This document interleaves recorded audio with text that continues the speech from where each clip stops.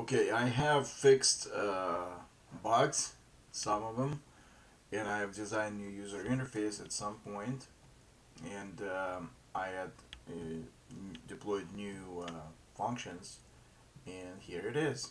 Let's demo this app that I created for my CIS 400. So let's say if I'm trying to register as a new employee. Okay, so you see that form is gone, and this is my registration form. I want to be Sam, last name 1, O-N-E. Let's see if we have anybody by last name 1 first. O-N-E. Search. So we have two records. We have Alex 1 and we have Sam 1 with this email and a phone number. So we can clear this thing, and let's say if we want to search here without anything in this field, and it will give us search field can't be empty. So that's my validation here. Check for this. Let's say if we want to now register SIM2, 2, search. Okay, we don't have SAM2, we only have Alex2. Let's register SAM2.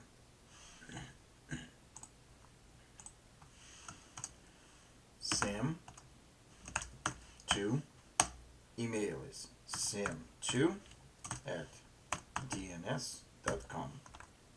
Address is 2222 Great Street at Great City, State of Arizona, and it's going to be 22222. Username is going to be Sam. Password is going to be 2 TWO. Check TWO. Social Security is going to be 222 22 2221. Okay? Because 222, all twos were taken by Alex, so we have to be unique. So this one is going to be 222 222 2221. Okay? We're going to submit this record. And let's say if we want to submit something without first name. It's going to say first name can be empty. Okay, so we're going to do that. And we're going to skip. It's going to do the same thing for pretty much every field. Last name can be empty. But if we do fill out and we skip one, it says password field can be empty. Okay, so it's not going to validate this entry until we enter. We're going to clear. So clear.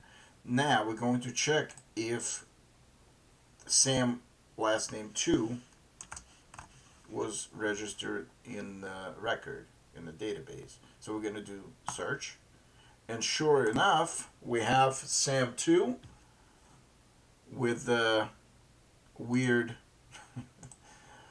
phone number that I have to update now. I should check for validation. Actually, that's a good point because it shouldn't happen. That's for later versions of this, if I get to it anytime. So now we can go back to login, and we can log in as Sam2. Let's see if it works. It did. Now, how do we know that we are logged in? So this page here, dashboard, is having it has three buttons. Go back. Let's bring in Sam2. Here we're back. We have a report.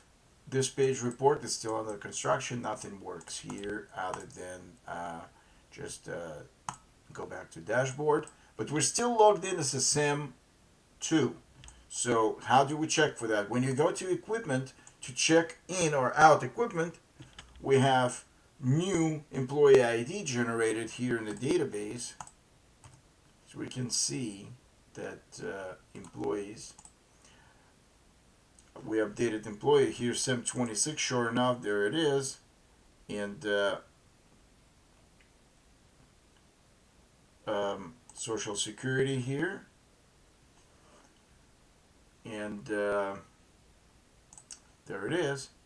So we know that I am logged in with employee ID 26. We can sure go back to the dashboard and then go back to login, but let's just continue here. Let's say if we want to enter tool ID, we don't enter anything, you want to check something in. It will not go through. Please enter a valid tool ID. Okay. If we want to comment something, no damage found. No damage found. We still try to check it in. It still doesn't go through. Let's say if we don't know the tool ID, we're not clear. Let's say if we enter the wrong tool ID, that it's not in the database. Let's say like 567 or 657. 657, okay? We're going to try to check it in, and what happens? Tool ID 657 does not exist, so we cannot just go ahead and enter any tool like a hammer or a screwdriver, so it's not going to work. But how do we know what's in the database? We don't. When we get the tool, when we get the physical tool from the shelf of a warehouse and we're trying to check it out, the tool ID is going to be on the barcode on the tool, which could be scanned or it could be manually entered. In this case, it's going to be manually entered. So let's say we want to check out tool ID number 5. Okay? And we can check it out under employee ID 26. Yet it says tool ID 5 does not exist. So we don't have tool ID 5 in our table. To check that, we can go to equipment and see what we have. We have tool ID 1, 2, 3, 4. Sure enough, and then it starts at 1023, blah, blah, blah. But this is all garbage here because it's a new tool. There should be a population for the new employees can be generated for human resources, and it's going to be I'm going to create another form to register, or I'm going to have the same form but not for employees but for management to enter the database, or it can just be entered from the database in the SQL Server. So okay, so we know that the tool 5 doesn't exist. How about tool 4? Can we check it out? We check it, it has no damage, and we're going to just check out that tool. And sure enough, we have tool number 4 is not available because already checked out by the employee 1. How do we know? We look at the equipment, we click here, show equipment log, and we sure can trace the tool 4 right here under record 1084. It was checked out, it says checked out right here, on this date and time, and it's not available. This is record. Employee ID 1 has the tool. So let's go back to the dashboard, go back here. So we're going to log out. We're going to log out as employee 1. Who's employee 1? Alex 1 is employee 1. Alex 1. We're going to log in, and sure enough, now we are logged in as employee 1, and we're going to work with the tool 4, I'm sorry. We're going to go like check some scratches found. Some scratches found, and maybe picture can be attached to this later on just to help the repair shop to deal with it. And we can also check that the number 4 it's still checked out, But employee 1 is going to check it in. So we're going to check in. Tool ID 4 has been checked in successfully by employee 1. And now it updated the table. We can update it again if you want, but it already has. So new record was created 1085. We can go back and if we want to. So on this date, at this time, it's checked out. It's no longer checked out. Is available. Becomes available.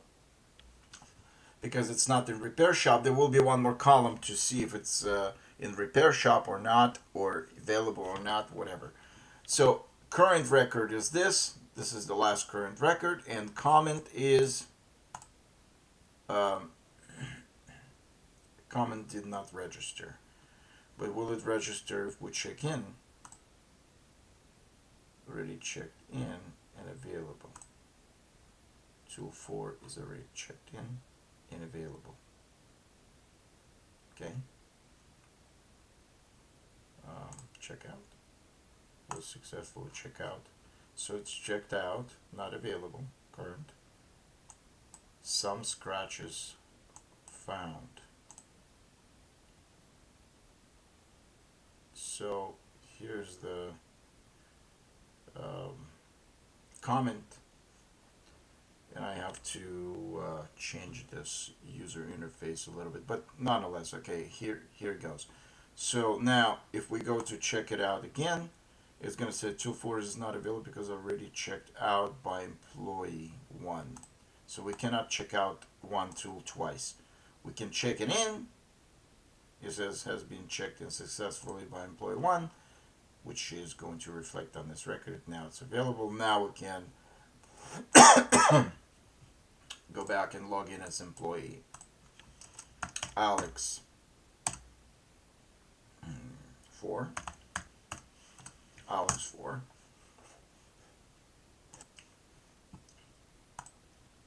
Go to equipment. We're going to check in as Alex 4, and it shows right here.